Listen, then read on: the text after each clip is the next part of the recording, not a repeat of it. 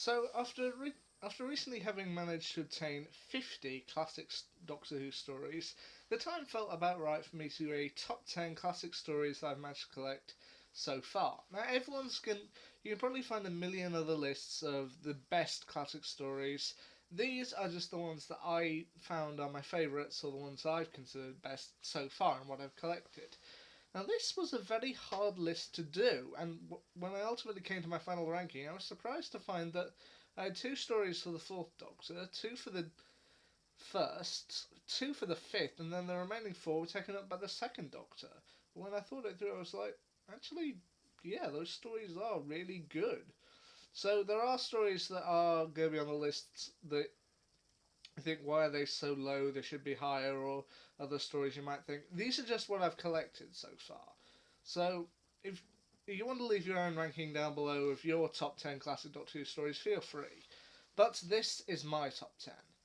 Now, number 10, we got a fourth Doctor story, The Talons of Weng Chiang. Now, I did say in my review of this story that it is possibly one of Doctor Who's most controversial stories, and if you can get past the yellow face reviews at the time, it is still a really good story. It's a really good mystery. It's got some great atmosphere to it, and its kind of villains are really sinister. So that's why it made my list. It's at my number 10. My number 9 goes to The Invasion, a story from the second Doctor. Well, I'll admit, I think I need to rewatch this one again. Because I admit when I watched it through first time, I was thinking, oh, this is possibly a little overly long, it's getting a little difficult to follow, but after rewatching a couple of Troughton's other stories, I actually began to think, yeah, he actually had some really good stories, and The Invasion was actually pretty good. So I might just have to sit down and watch it again and see if I can change my view on it. But for now, it's at my number 9. My number 8 is a story that I did actually recently change my opinion on, and that is The War Games, the final story of the second Doctor. Now, when I saw The War Games through the first time, I don't know, I still hadn't rewatched that much Classic Who. I mainly got it because it was a regeneration story, and I was trying to create a regeneration collection. So I saw it through and thought, wow, this is really long. And 10 episodes, 25 minutes a piece, that's about 250 minutes, just over 4 hours. I just thought it might be a little overly long, but having rewatched it fairly recently, I actually thought, actually, yeah, it is a really good story. I usually ranked it fairly low because it was, I thought, a bit overly long, but people kept saying it was a really good story, so I rewatched it again and thought, yeah, it is. So it makes my number 8.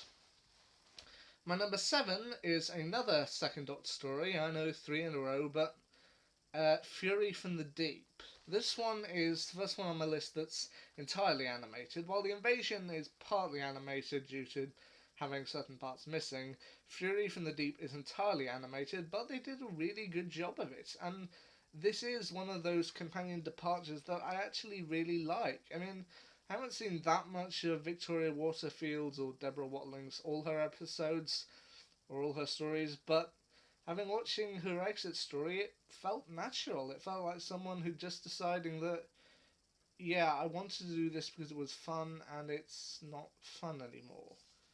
We're constantly in danger. I don't know why I do this. It felt very natural, and I legitimately think Fury from the Deep is a great story.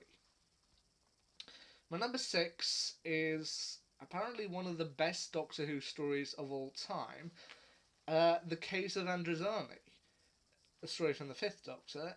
It is actually in the Guinness Book of Records as the most popular Doctor Who episode or Doctor Who story, and I'll admit I'm not entirely sure about it, but people seem to really love it, and I said in my review of it, though I don't know how Peter Davison would feel about it. Like, the most popular episode is the one where I left. I don't know whether to be praised or insulted, but I, having thought it through, I think the case of Androzani does deserve a place on the list, and that's why it's at my number 6.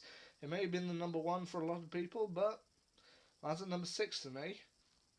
At number 5, we got the last one of the second Doctor stories I'm going to mention here, The Tomb of the Cybermen.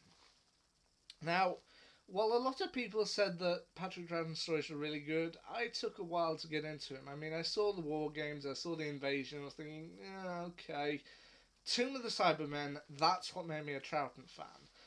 This was a story that I could truly relate to him, and as I've said before, with New Who Doctors, I usually take like 4 or 5 episodes to get used to them.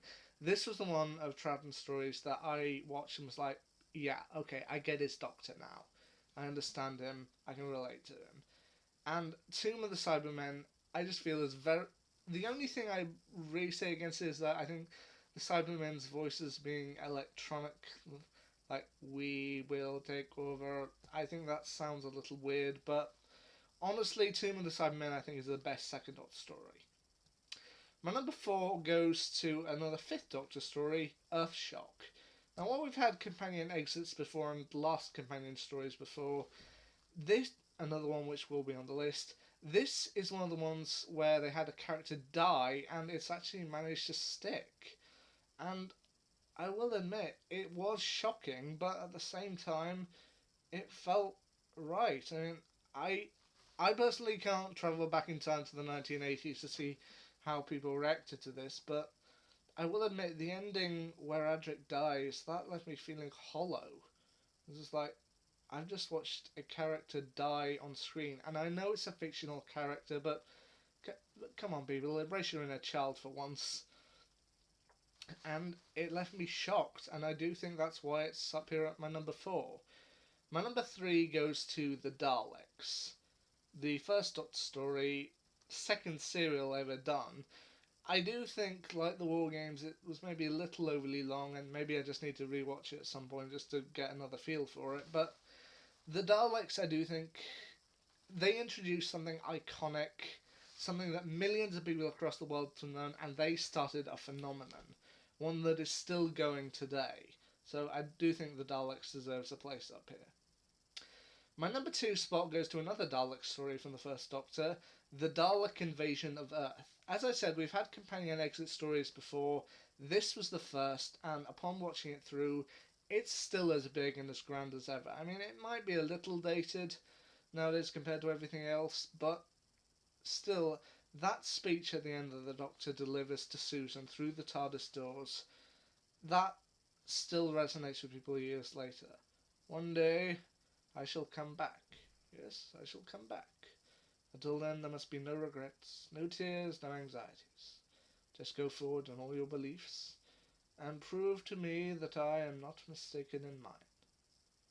Goodbye, Susan.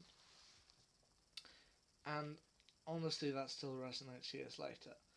Now, before I mention my number one, I'm going to mention my honourable mentions. As I said, this was a very hard list for me to do, and there were some stories I thought deserved to be up there, but this is my 11 through 20.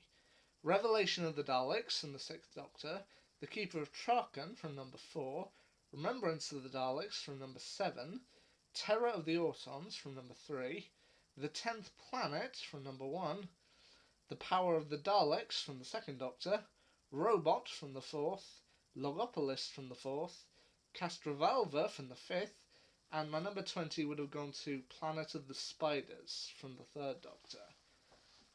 I do wish that I had gotten some Third Doctor into my top 10, but it's just the way things ended up working out. But my number one classic Doctor Who story, so far at least, is Genesis of the Daleks from the Fourth Doctor.